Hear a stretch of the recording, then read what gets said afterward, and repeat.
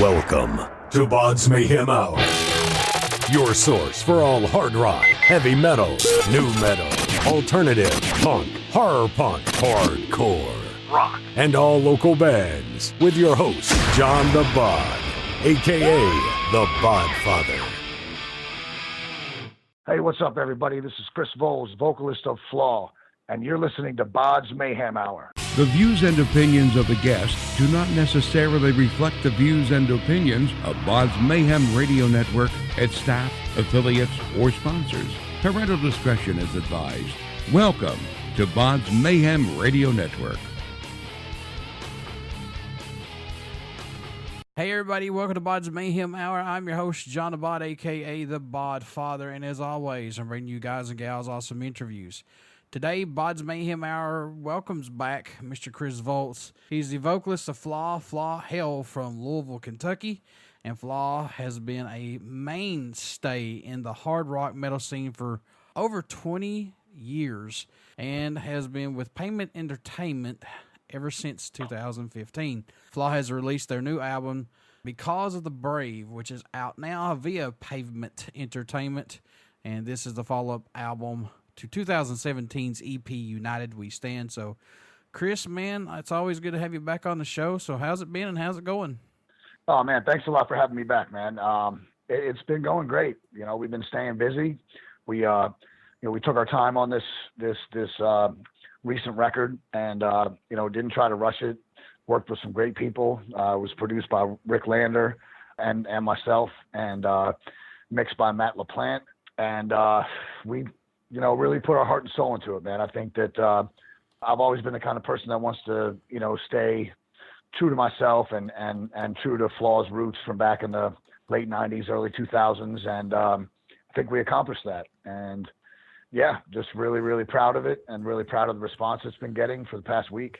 Flaw has been a mainstay in the rock metal scene for over 20 years, man. I mean, has it hit you yet that Flaw has been around that long? It kind of comes in waves. It kind of hits me in little spurts here and there. Kind of, I don't think about it all the time, but then we tour constantly, and I'll be at a show, and a fan will come up and say that he got our first record when he was in high school, and it helped him through high school, and he really loves the new record, and he's got his kids with him, and so it's.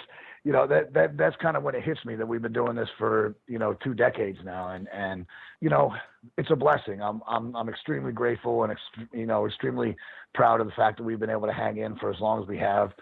As you know, it's hard enough to make it in this business for 4 or 5 years, let alone 20. Yeah. And the fact that we're still going strong and our grassroots fan base is still 100% there, and we're continuing to build new fans and reach out to the younger generation like we did back in the late 90s, early 2000s. It's, it's truly a blessing, and we're just all really grateful. And, it's an amazing thing, man. How's it been working with Pavement Entertainment and signing with them in 2015? Did that give this band a much needed breath of fresh air, you think?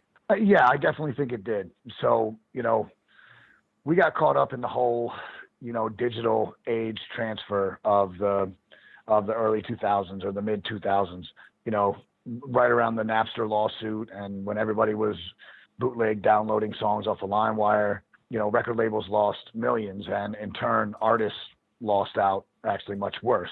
And, so, it's one of those things where after, we parted ways with Universal after the first 2 Flaw records, I continued on and did a side project called 5-Volt Main.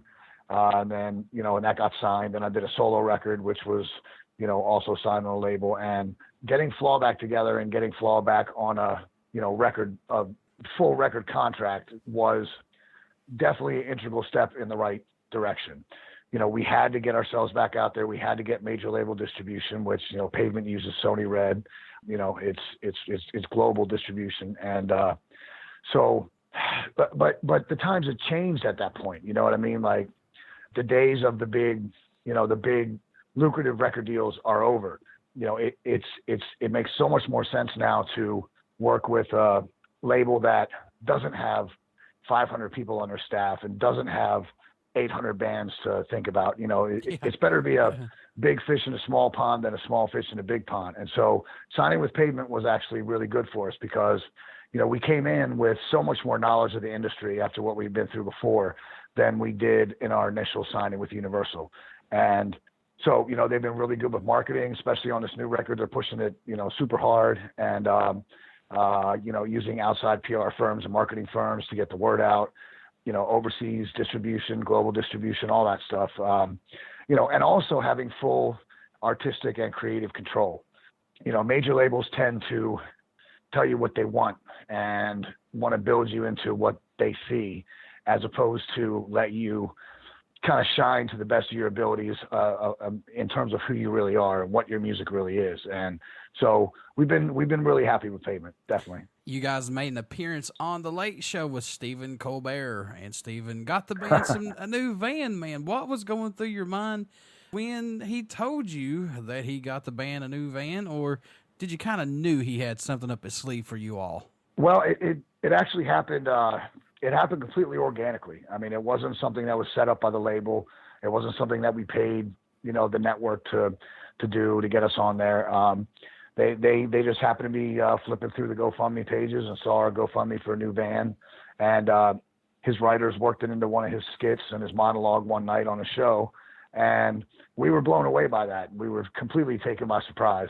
But then over the next couple of weeks, he continued to mention us. You know, every other night on his show, he would advertise the show that we were going to be at, and he would, you know, basically promote the band. And when we saw it continue, you know, I personally, you know, wanted to jump on the opportunity to take it further. And so I contacted the label and I was like, hey, can we get in touch with his people and let them know that, you know, we really appreciate all the support and that we're willing to do, you know, come in and do, you know, a skit with them or something, you know, to, you know, take this a little further. And so Pavement reached out to, you know, Colbert's people, and they actually loved the idea. And they brought us into, you know, downtown New York, Manhattan, to the Ed Sullivan Theater where it's filmed. And we filmed all day long. We did a full skit that was aired on a show later that night. And then we actually shot a video for the first single off our record, Conquer This Climb. And it was amazing. I mean, he actually gave us the van. Now, on the flip side of that, the van wasn't really tour worthy because it's one of the smaller Sprinter vans. Right. We travel with 6 people. So there's no way to put, you know, to build all the bunks in there and still have, you know, sufficient room. And it also had a lot of miles on it, but it was the point, you know, he did actually give it to us. And it was the whole experience by itself was just overwhelming because, you know, back in the day, record labels used to pay hundreds of thousands of dollars to get their bands on one of these late shows to just play one song. And here we are actually acting in a skit and shooting a video with his whole, you know, film crew. And we didn't have to pay a penny for it. You know, I mean, it was completely organic, and they really liked the song. And so, yeah, that in itself was one of those random blessings that you just have to grab a hold of with both hands. Yeah, and especially for Stephen Colbert to take up with Flaw. I mean, your guys' music is awesome anyway, but for him to even take up and say, "Yeah, I dig this band," that's pretty fucking awesome. Yeah, it was amazing. We had a lot of fun, and yeah, it was just one of those things that you know, still kind of in awe of the fact that it happened, just based on, you know, how amazing it is for something like that to happen organically by itself. It's just unheard of. So yeah, we really kind of hit the lottery on that one. What's impressed or excited you the most about making Because of the Brave, if anything? Is there anything about that sticks out for you possibly, Chris? Well, I mean, we did it differently than most bands do records. You know, most bands go in and they go in a studio for 4 to 6 weeks and they knock out, you know, drums, guitars, bass, vocals, and then go into the mixing process and everybody stays there. You know, we did this a little bit unorthodox. We did it in sections because we were also in the middle of several tours at the time that we were tracking. So we would tour, and then on our time off, our break from touring, we would go in and finish some more on the record. So we were able to take our time and really pick apart, you know, everything, really critique it to the best of our ability. We recorded guitars and bass in Phoenix, Arizona. Then we recorded drums and vocals in Madison, Wisconsin. And then we did all the mixing in Madison, Wisconsin also. And so it over the course of maybe 6 to 8 months, we actually tracked the record. And it's weird because we were used to doing it one way where you just go in and you don't leave until it's done and you're done in 4 to 6 weeks. But, so we had to kind of get used to not doing it like that, for this last record. But it opened up a lot of doors that we, didn't really have open before, which was the ability to, track everything down in one part, guitars and bass. And then we would go on tour and, we were sent the stems and recording, from that last session, and we could sit on it for 3 or 4 weeks while we were on tour and, figure out if everything was exactly where we wanted it, or maybe there's a part that needs to be changed here, or, so taking a little more time on it, I think actually benefited us. And I think that shows in the, the overall musicianship on the record, the overall, structure of the songs and the overall mix. But it was a lot of fun, and we're, like I said, we're extremely proud of it. Was it hard to choose between the current set of songs that you have written so far, which one would be the first single or video you wanted to release or push first, or was it hands down Conquer This Climb for you guys? Well, we actually, we had 2 choices for the first single, and just in just trying to be as cooperative as possible, we sent both songs to Colbert staff, and we let them choose. We wanted to feel, we wanted them to feel like they were a part of that, initial process of getting the first single of a brand new record out to the public.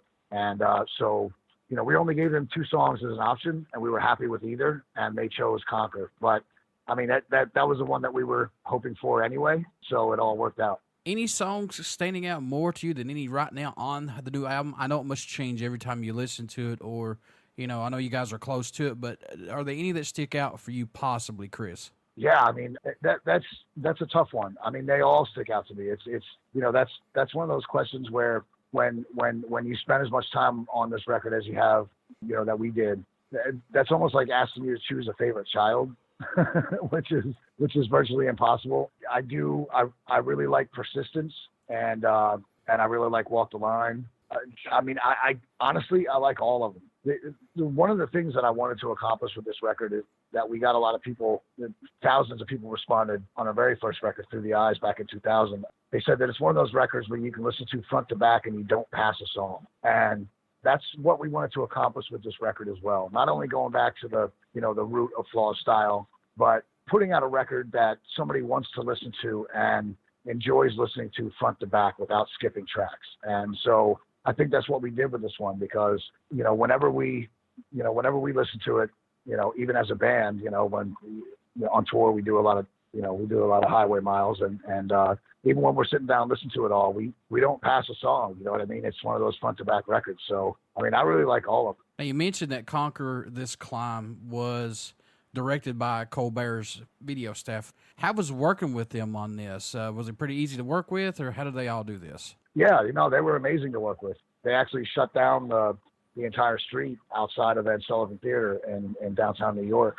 Had police blocking off the streets and stuff, and we shot right there on the street. And he had the full, the telescoping cameras on cranes, and it was a pleasure to work with them. They were completely professional, and it was a lot of fun. I love seeing Colbert headbanging. That was cool.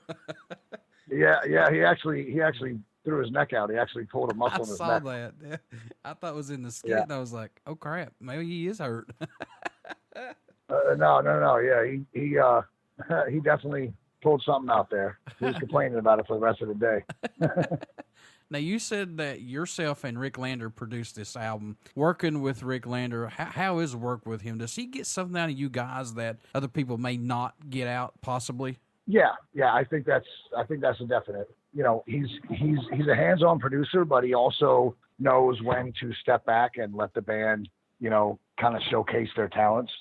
We worked with him on the previous record, Divided We Fall, also, and we've known him for a long time, and, we consider him a friend and a family member, a part of the Flaw family. And he doesn't come at it like, like a dictator, and this is how things have to be.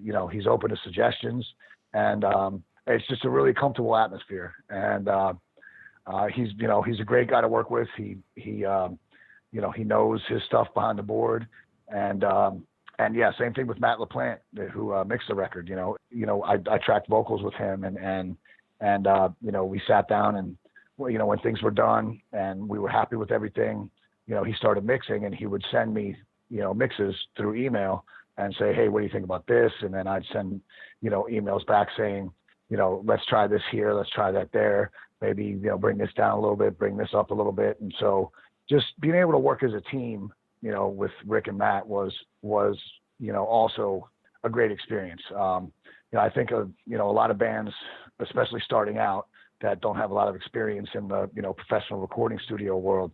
They get overwhelmed by it, and there's some producers that kind of take too much of the reins and don't let the band really showcase and shine. And that's one of the things we love about Rick and Matt. And so I would recommend them to anyone, and we hope to work with them again. What do you hope everyone takes away from this single that you guys have out, Conquer the Climb, or message you hope to hear while listening to it, or just any of Flaw's music in general? What do you hope they get from it, Chris? Well, the single that's actually out now, because Conquer This Climb came out, through the Colbert people a while ago, but the single that's out now is called Because of the Brave, which is the title track of the record. And what I'd like people to take away from that is basically just, respect and honor for our troops and our first responders in this country, the people that put their lives on the line every day to keep us safe, people that run into danger when everybody else is running away to save lives. And, I think the theme of the record kind of stands around that as well. I personally feel like, the pulse of society right now, with the younger generation is very anti-American, anti-patriotic, and, anti, just this amazing country that we live in. And, I think it's easy for people to forget that, it took, over 240 years of blood, sweat, and tears from our ancestors to get to the point where we can enjoy freedoms like we do every day. And I think people take that for granted. I've always been the kind of writer, especially with the lyrics, where I want to incorporate my own feelings and some of today's current events. And I want people to be able to relate to what I'm saying, so I think as a whole, the record really touches on a lot of emotions, ups and downs of life. But then the focal point is really, getting back to appreciating the sacrifices that have been made by generations before us to, allow us the freedoms that we enjoy every day here, in this country that most other countries don't get. And even countries that do have similar freedoms are losing them so fast that they can't even see it's happening. When you look over at Great Britain and you look over at some of those other places where, there was just a reporter jailed in Great Britain for a story that he wrote because the government didn't agree with the story. That's, we have a constitution and a Bill of Rights that protects us. Our freedom of speech protects that. And, people died for our right to do that. And I think that, with the way public school curriculums are changing, they're not teaching history anymore the way they used to. You can watch some of these videos of people going out on the streets, especially out on the West Coast in like liberal states and stuff, where they're asking them simple questions about our government and about our country, and they have no idea. They can't even point out America on a world map, and I think that's just really sad. And I think that we need to get back to the core of what has made us as successful a country as we have been, and what has allowed us our freedoms. And so this record is filled with a lot of that, a whole lot of that, but it's also filled with, ups and downs of life, overcoming struggle, believing in yourself. And so that's really what I want people to take away. Yeah, it blows my mind that some of these schools, man, some of these kids, they can't tell you who the presidents are. They can't tell you any history whatsoever. And I'm going, man, I love history. I eat it up. I love it. And yeah, me too. It blows my mind. Blows my mind on how things are today in this world. Blows my mind. I agree. Do you still see this band musically growing, Chris, or has it just been more of a personal growth for all of you guys together in Flaw right now? Well, yeah, I mean, we've always been the kind of band that grows and adapts, and we will always continue to. We stay true to our roots and the style that we love, but we also, understand fully that, along with changing times comes, everybody needs to adapt and improvise and overcome. And, just like the music industry had to adapt when the internet blew up and when downloading became an issue, we adapt along with that. And so, I think we will continue to do so. We've got a great group of guys with me right now, and they're probably the most talented musicians I've ever had in this band. And, I can't wait to see what the future holds. When you come into the recording studio, do you like to do anything differently during that writing and recording process? I know it's two different concepts, but do you do anything differently that helps you to not get bored with your music or not let it get stale? Do you do anything that helps you out possibly? The biggest thing that I do is I don't listen to other music while I'm working on a record. I try to stay focused on, the task at hand, and I don't want to cloud my writing potential with a whole bunch of other music or other people's, written music. So that's really the biggest thing I do. I don't listen to any other music throughout the whole course of writing and recording a record. Other than that, I just try to, be as real as possible and, be as descriptive about emotions that I'm trying to explain as possible. And, that's really it. I pretty much shut out everything else around me except for the task at hand. What can fans expect at a show from the mighty Flaw, who have not got to see you guys live as of yet, Chris? What are they going to get when they come to see you live? Well, we have a very energetic live show. We involve the crowd. We have a lot of fun. We're straightforward, and the crowd feeds off us, and we feed off of them, and we just have a lot of fun. We always have a good light show, and yeah, it's really kind of it's a whole group experience with the crowd and us. We feed off the crowd feeds off us, and everybody just has a great time. Sometimes there's a mosh pit depending on the song, and we allow people to mosh and encourage it as long as it's not too violently aggressive and people aren't purposely trying to punch people in the face. And but other than that, it's an emotional outlet for everybody, ourselves included. So it's a lot of fun. You mentioned earlier that you guys have had to adapt on the way music is today. Speaking of that, since it's the digital era now, are you liking the social media route to reach out to more people to hear Flaw's music? Do you like this? Yeah, I definitely think you have to embrace it. I think it's, one of those necessary evils. Back in the day, we used to have street teams set up, way before social media and even before the internet. We would have street teams set up in the different cities we would be touring in, and they would have to physically go out. We would give them free tickets to the show, and they would physically go out in their city and staple gun flyers to our show to telephone poles and stuff and put them up in record shops. And now social media has completely circumvented that and also added to it, the outreach that we have just from creating event pages on Facebook and advertising constantly, our tours on our website and Twitter and Instagram. You have the ability to reach thousands and thousands of more people than you ever did. And so, I definitely think you have to embrace it. You have to learn how to use it to your benefit, but I don't mind it at all. We try to take advantage of it in every way possible. Is there a country that stands out or shocks you that Flaw's music gets support from, or your music even gets played in that area? Oh, yeah. We get a lot of support from overseas. We've got a lot of fans in England. We've got a lot of fans in Germany. I get messages multiple times a week from people saying, hey, you got to come back to, Ireland, which we played in the mid 2000s, or you got to come back to Germany, or when you guys come to Australia. We get support from all over the world, and even when we get the reports back from ASCAP about where our songs are played and all that stuff, we're being played in Thailand and Singapore and places that, just on those digital jukeboxes, places we would have never even thought. So, we've definitely got some overseas touring coming up in our future. That's awesome. I'm glad Flaw's getting some love overseas because, like I said, I mean, I've been a fan of you guys for a very, very long time, and I love what you guys do. Love you guys' music. Speaking of that, Chris, how can folks stay in touch with you guys and buy some merchandise? This new album, Because of the Brave, out now via Pavement Entertainment. How can they do that? So basically, it's on. You can buy physical copies on Amazon. You can buy it from Target.com. You can go directly to our website, pavemententertainment.com, and order it from there. They also have some special offers on there too. I'm not exactly sure what they are, but that's the best route to go because you're ordering directly from the label. But yeah, you can order it off Amazon, Target. If you still have an FYE store in your town, they're sold there. And also the digital platforms like iTunes and Amazon Music, and I believe it's also on PlayStation Music. Yep, Google Play Music.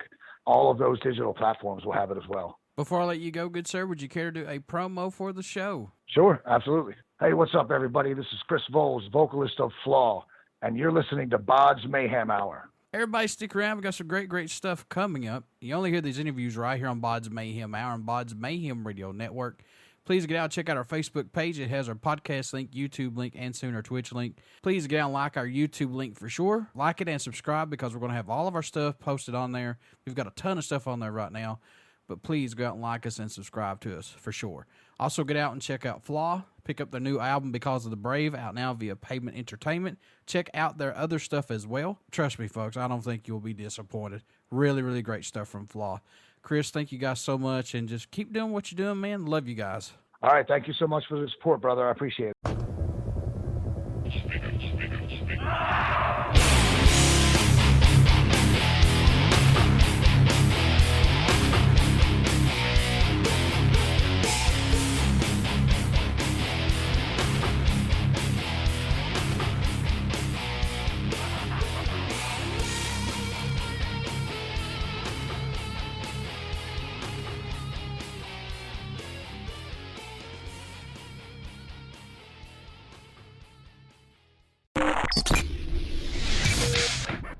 You're listening to BODS Mayhem Hour.